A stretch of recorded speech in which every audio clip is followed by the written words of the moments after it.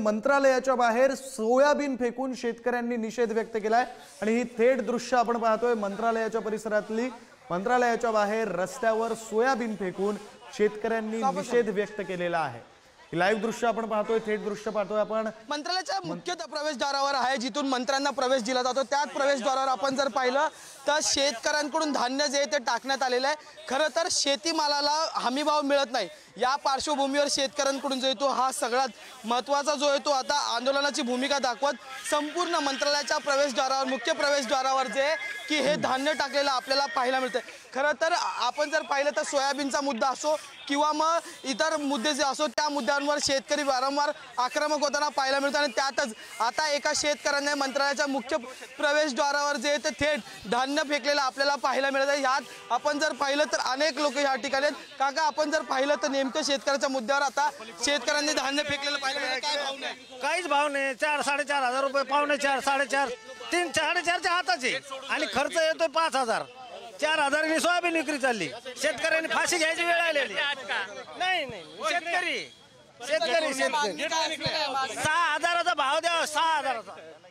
आपण पाहिलं तर एकीकडे पोलिसांकडून शेतकऱ्यांना ताब्यात घेण्याचं काम सुरू आहे, तर दुसरीकडे सगळ्यात वाईट परिस्थिती आणि सगळ्यात महत्त्वाचं म्हणजे की राज्याचा जो संपूर्ण रणगाडा ज्या ठिकाणाहून चालवला जातो त्याच मंत्रालयाच्या प्रवेशद्वारावर जे ते एकंदरीत धान्य जे ते शेतकऱ्यांकडून टाकण्यात आलेलं आहे। याच मंत्रालयात काही दिवसांआधी एक अज्ञात महिलेकडून जो तो शिरकाव करण्यात आला होता आणि त्याच मंत्रालयाच्या मुख्य प्रवेशद्वारावर जे ते आता शेतकऱ्यांकडून धान्य टाकून या सरकारच्या विरोधात निषेध जो आहे तो नोंदवताना आपल्याला पाहायला मिळते। त्यामुळे या संपूर्ण प्रकरणात आता राज्य सरकार नेमकं कसं हाताळणार हे पाहणं महत्त्वाचं ठरणार आहे। पण दुसरा महत्त्वाचा मुद्दा म्हणजे की शेतकऱ्यांच्या मागण्या मागच्या अनेक दिवसांपासून आपण पाहायला मिळत आहेत, त्यांच्या आंदोलनं होताना पाहायला मिळत आहेत। त्यात मग सोयाबीनचा प्रश्न असो, शेतीमालाचा प्रश्न असो, कांद्याचा मुद्दा असो, कापसाचा मुद्दा असो, त्याचसोबत आता या ज्वारी आणि तांदळाचा गव्हाचा मुद्दा सुद्धा समोर येताना पाहायला मिळत आहे। मंत्रालयाकडून कर्मचाऱ्यांकडून हे सगळं धान्य साफ करण्याचे एकंदरीत सगळं तयारी नियोजन तरी असलं तरी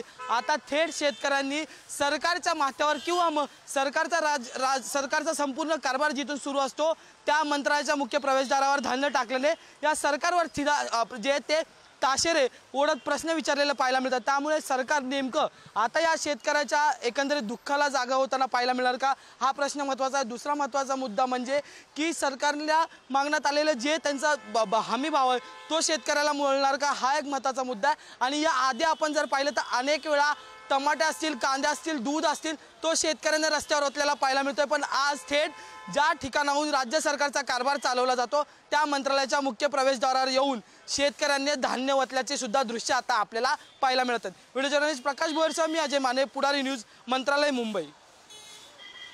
हे दृश्य आपण पाहतोय मंत्रालयाच्या बाहेरची। आमचे प्रतिनिधी अजय माने आपल्याला माहिती देत होते। खरं तर शेतकऱ्यांनी सरकार विरोधातला रोष व्यक्त करण्यासाठी म्हणून थेट मंत्रालयाच्या बाहेर रस्त्यावर धान्य ओतलेलं आहे आणि ही थेट दृश्य, लाईव्ह दृश्य आपण मंत्रालयाच्या बाहेरची पाहतोय। तर जे शेतकरी तिथे उपस्थित होते त्यांच्याशी सुद्धा आमचे प्रतिनिधी अजय माने यांनी बातचीत करण्याचा प्रयत्न केला।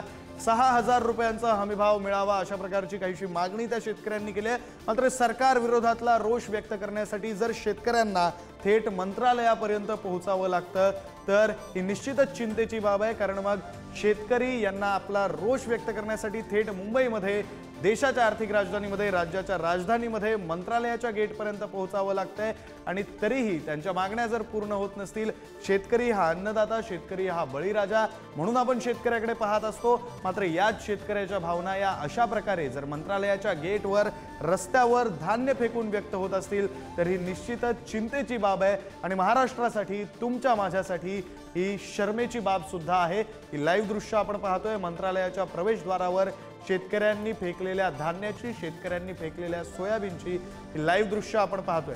प्रतिनिधी अजय माने पुन्हा एकदा आपल्यासोबत जोडले गेलेले आहेत। अजय, खरं तर शेतकऱ्यांना थेट मुंबईत यावं लागतं, मंत्रालयाच्या गेटपर्यंत यावं लागतं आणि अशा प्रकारे आपल्या भावना व्यक्त कराव्या लागतात। काय म्हणायचं या सगळ्या परिस्थितीला?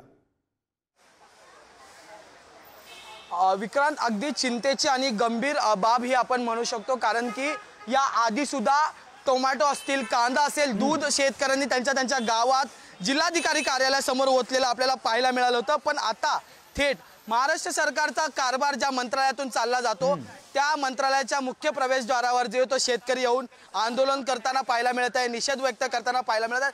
खरं तर शेतकऱ्यांच्या मालाला हमीभाव कधी मिळणार हा प्रश्न मागच्या अनेक वर्षांपासून शेतकरी विचारत असतो। ओला दुष्काळ येतो, सुका दुष्काळ येतो, पण शेतकऱ्यांचे प्रश्न काही सुटत नाहीत। आणि त्याच्यानंतर आता हा आक्रोश, हा निषेध कसा नोंदवायचा, तर शेतकरी थेट मंत्रालयाच्या मुख्य प्रवेशद्वारावर आला आणि त्याने त्याचं धान्य जे आहे ते या मुख्य प्रवेशद्वारावर ओतलेलं आपल्याला पाहायला मिळत आहे। सगळ्यात महत्त्वाचा मुद्दा म्हणजे विक्रांत की शेतकऱ्याला संपूर्ण माल घेऊन या ठिकाणी यावं लागतंय आणि त्याच्यानंतर निषेध जो आहे तो नोंदवायला लागतो। त्यामुळे शेतकऱ्याची जी मागणी आहे की त्याच्या सोयाबीन असो, त्याचा कापूस असो, त्याचा हमी भावाची जी मागणी आहे ती अद्याप पूर्ण होताना पाहायला मिळत नाही। खरं तर राज्य सरकारकडून अनेक वेळा घोषणा ज्या आहेत त्या सुरू केल्या जातात, पिकांचं नुकसान झाल्यावर विमा दिला जातो, असं घोषणा ज्या आहेत त्या होताना पाहायला मिळतात, पण त्या घोषणा खरंच शेतकऱ्यांपर्यंत पोहोचतात का हा प्रश्न पुन्हा एकदा या आंदोलनाने उपस्थित झालेला आहे। अजय तुम्ही आमच्या सोबत याआधी असेच गावोगावी जोडलेले जिल्हा राहा।